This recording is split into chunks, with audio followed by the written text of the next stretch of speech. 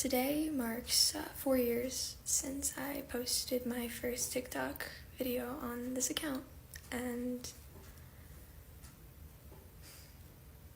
that's a little crazy. 4 years ago when I made that stupid video of me reading like memes with like the earbud microphone right up to my face and using one of those voice effects filters. After the first lockdown had just happened, I honestly never would have saw myself here. And it's one of those moments of, I'm here right now celebrating this silly little milestone because the world didn't end when I was 15 or 16. And hell, sometimes in these last 4 years the world did feel like it was ending. I started my account because I had so much free time because there was a global pandemic. But I'm here, 19 years old. And I know that 15-year-old me from April 16th, 2020 would not believe the shit that's happened on TikTok. The shit that we've done, not only just on TikTok, but just in general. The experiences we've had, the friends we've made, both from TikTok and from other parts of your life. But I will say, having all of you guys kind of being here and cheerleading for me in the last 4 years has meant more to me than y'all will ever know. I don't know where I would be without this TikTok, which is kind of stupid because it didn't change my life the way that it has other people. This isn't my livelihood. This isn't my career.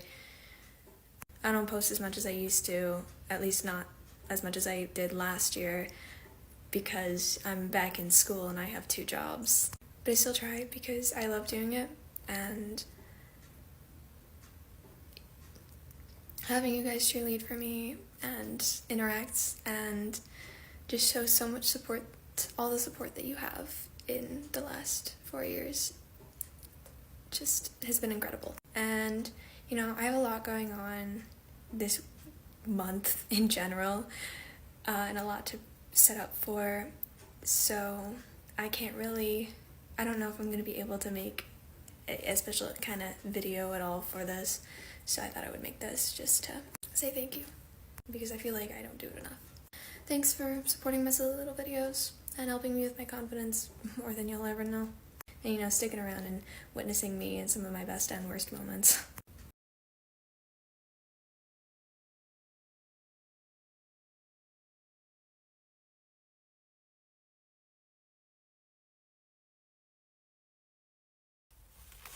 After literal months,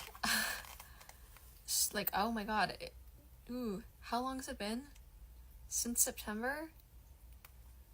9 months at this point?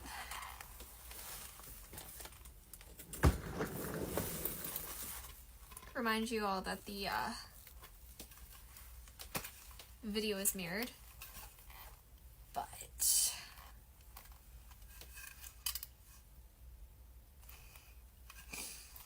I have to fix the strap on this, but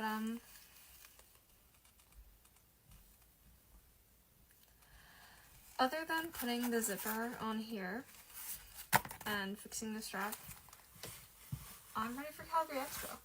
But yeah, this right here, what I'm feeling, this was the gender euphoria I was chasing when I started making this cosplay. And honestly, I think we got it. And honestly, the more that I'm sitting with it, the more that I'm like, I might, with my hair blow dried and everything, I might prefer just wearing my hair like this, even though it doesn't make a whole lot of sense for Bucky to have this hair. I just would much prefer it over wearing a wig, especially because the wig is a lace front wig and I'm wearing this on day 1 of Expo, and there's 4 days, and one of which I am wearing my own hair for sure. The red hair is for the Shadybug cosplay I'm gonna do. If the suit comes in time, pray to God it comes in time, because I have to leave for Calgary on Thursday. But yeah, after, it was 7 months. It was, I thought about it, it's 7 months. I'm just I was thinking about something else. Of working on this, I'm in a place where I actually really like it, and I'm experiencing the gender euphoria that I was chasing when I started making this cosplay. So that's really nice. It's still, like, not finished. As you guys know, I have been trying to work on, like, the vest and make it, like, what Bucky wears in the Winter Soldier movie. But for now that I have, like, this and this, it doesn't feel as, like, plain and as, I don't know, it doesn't feel like it's completely necessary for it to be recognizable as something Bucky would wear. And I have an essay due literally the day before I leave for con, so I'm choosing a little bit of rest over trying to get that done. Also, really quickly, there it is. Ooh, my hair's defying gravity. What's new, honestly? There it is. There it is. I could tie this, but honestly, the way that the mask is right now, tying it is not the most comfortable thing, and I've already been wearing it for a hot minute, so I'm not gonna do that. Also, I kind of sound like Darth Vader, which I'm not super surprised by. The mask isn't that different from Darth Vader's. But, when I breathe, it sounds like Darth Vader. Yeah, that's the update. Because y'all haven't gotten a cosplay update in a minute. I'm excited. I'm also very, very excited to, as some of you may know, I'm gonna be cosplaying with my friend Jasper, who's gonna be cosplaying Steve. We're gonna be cosplaying Stucky, so that's gonna be a lot of fun. And, some of you have said that you're going to the same con, so I really hope that you guys come say hi. Reminder, I have red hair now. And if I end up wearing my wig, I don't now, like, again, like I said, I don't think I will now that I see how my hair is when it's blow dried.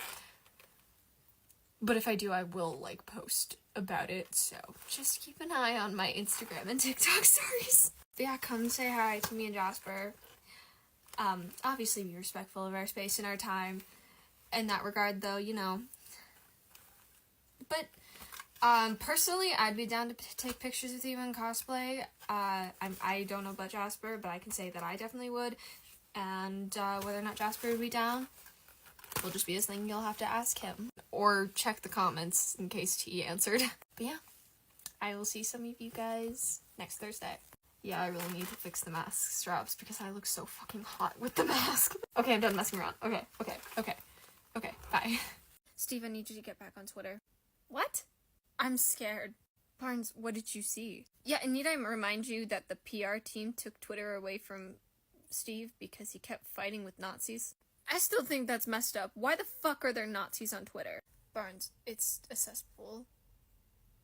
And don't get me wrong, I get why you want to argue with them, obviously, but it's not the most productive place. I literally died to protect people from Nazis, and they're just hanging out on fucking Twitter. Language cap? I'm never gonna live that down, am I? Absolutely not. You're just lucky I didn't get it on camera. Also, didn't you die because you were being a drama queen? No, he died because he was pulling an Achilles. What? Wait, does that make me Patroclus? Absolutely. Okay, so Bucky, why are we trying to piss off the PR team? I'm scared. Bucky, you lived through the Depression, fought in World War II, and you were brainwashed and tortured by Nazi scientists for like 70 years. Steve, none of that prepared me for people who want to fuck me as the Winter Soldier. Oh, you found that side of Twitter. Of course I found that side of Twitter. I am the Winter Soldier! I think technology was a mistake.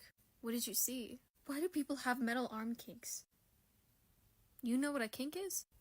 Yes, do you want me to go into vivid detail on how I know? No, thank you. That's what I thought. Have you found out about Omegaverse yet? Have I found out about what? That's a no. Oh, Capsicle, why? Why would you remind me? I can never forget. Roos and I really need to work on that brain bleaching thing. I will be your test dummy. I'm missing something here. Be thankful. I'm missing something here. Be thankful. I'm morbidly curious, but for the minimal sanity I have left, I think I need to let it go. That's smart. But, okay, Steve, can you please? Please. Please, just, I need you back on Twitter. Just tell them it's not hot to be a brainwashed assassin. Well, I mean, I don't think that they think it's hot to be a brainwashed assassin. I just think they think you're hot. That's not better. I don't really blame them. What? What? You found me hot? As the Winter Soldier?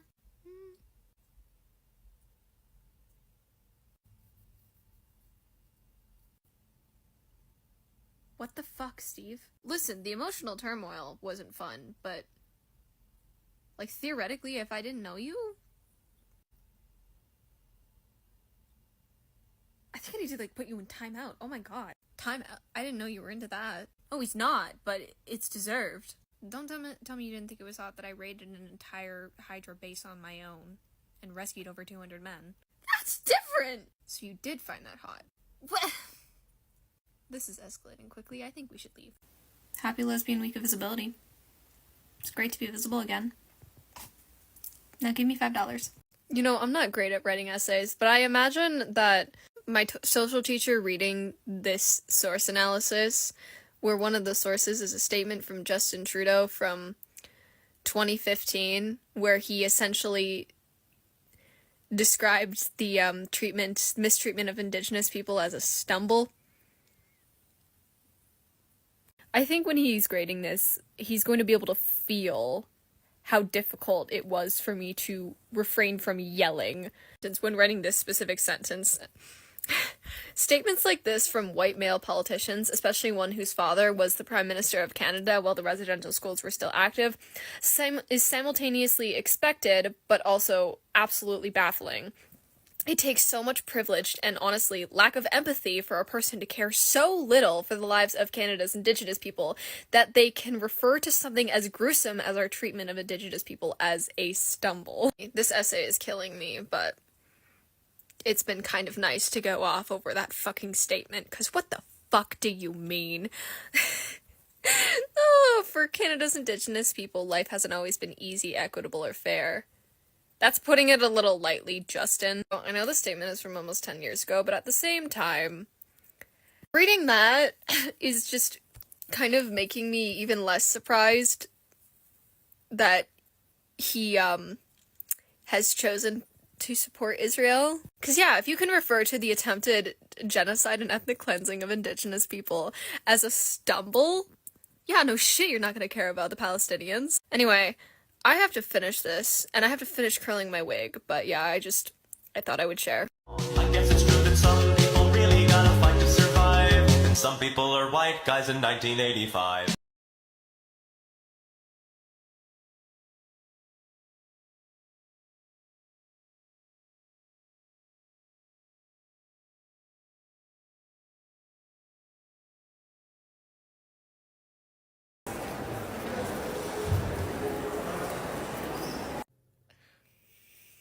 Okay, I don't even know where to start. I'm doing great. So, I'm wandering Calgary Expo with the Stucky earrings and this tattoo on display, right? Wandering past the Comet creators. Jackson Lansing. Like, I get Jackson Lansing attention with my earrings. He's like, I like your earrings. And I'm like, oh, I also have this. And he's like, if you like Bucky, we're the people for you. Because Jackson Lansing and Colin Kelly write Captain America. And Thunderbolts. So, Jasper's witness to this, as I'm just standing there, and we're just going back and forth in it, like, talking about Bucky and Steve. I will have more to say about this when I've processed it, because I'm like... brain has been, like, stuck on this since it happened. It happened in the afternoon. It is 9 p.m. I did, however, get a video, and I asked him some questions about Steve and Bucky, so I'm gonna share the whole video eventually, but I want to share one specific part. So I think the interesting thing about Stucky as a ship, as a framework to think about characters is that it speaks to a closeness between these two men. It speaks to an emotional bond that they have that people, and fanfic is inevitably going to do this, that people want to see explored romantically, that they want to see explored sexually, whatever, that they want to see it explored in different directions. For sure. What I find really useful about, as the guys who are writing it canonically, right? And we are two best friends, it has to be understood. Yeah, the thing that we do is we try to take those ideas of vulnerable male friendship and bring it into stories that can express that in an emotional way. So, like, we have this beat in Sentinel pretty early on where Bucky and Steve find themselves on either side of this problem, and our whole story is about kind of tearing at their love for each other until they have to sort of come around on it. I'm gonna find this page if it is the end of me. There we go. So we have this page that gets shared a lot, which is the two of them hugging and Steve reminding Bucky that he's never alone. Now, you can read this page in any way that you want, right? But the thing that it means to us, the thing that it has inevitably always meant to us, is the idea that what Bucky and Steve are each other's safe place. They are a place for one another. Steve is always going to accept Bucky where Bucky lives, and Bucky is going to accept Steve where Steve lives. Even when they're driving, the other guy's driving you absolutely insane. And you do, it literally ends up on different sides of a fight. At the core, there's that fundamental love. Yes. And that's where that kind of healthy relationship is, and that's what always brings you back to your best friend, even when he's driving you insane. Update. Okay. I cannot. I was editing that clip out, and I cannot watch them say that Steve and Bucky are each other's safe places. I can't even say it because it's making me cry. Oh my god, because that's just... They are, though, in that... Hi. You got the That speaks to both platonic and romantic and just soulmates in general. Yeah. Because that description, literally the first person I thought of was my best friend Max. And I'm like, oh my god. So, I'm doing great. I successfully was able to stop myself from crying around them. The whole time. Yeah. You did not cry. I didn't cry. You didn't cry. Oh my god, I almost cried multiple times, and now editing that 7-minute video that I took with them, that's what got me. I was having to like rewatch to like get the specific cut of them saying Steve and Bucky are I can't say it. I can't say Steve and Bucky are to the safe places because it makes me cry. Oh my god.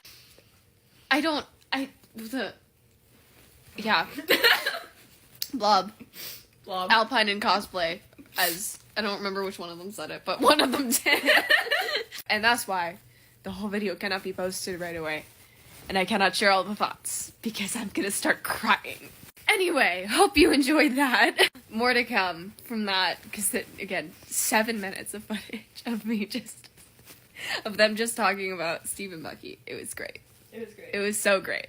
How does it feel to be voted the most hated man in America right now? In a country full of Neanderthals, I wear the fucking badge of honor. What about the rumors that you're mentally imbalanced? Who the fuck said that? Hey guys, got an update. The post day 4. Obviously, I'm not in my hotel room anymore. I'm home, and I'm back here. I'm glad to be home.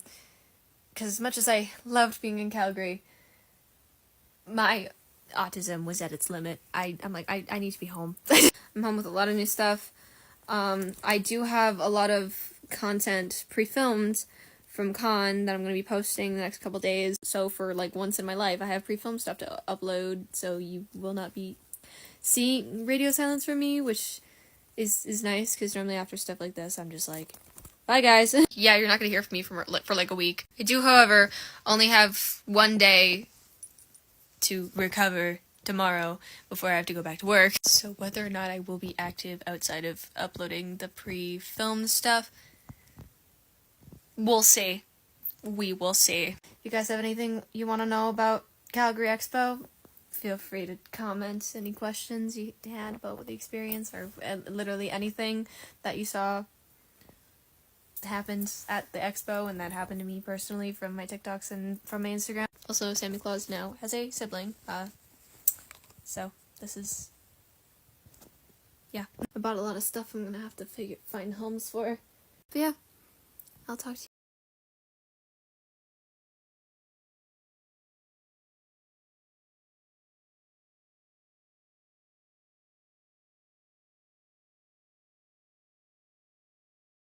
Here really quickly. I think I already talked about this, but I found this. And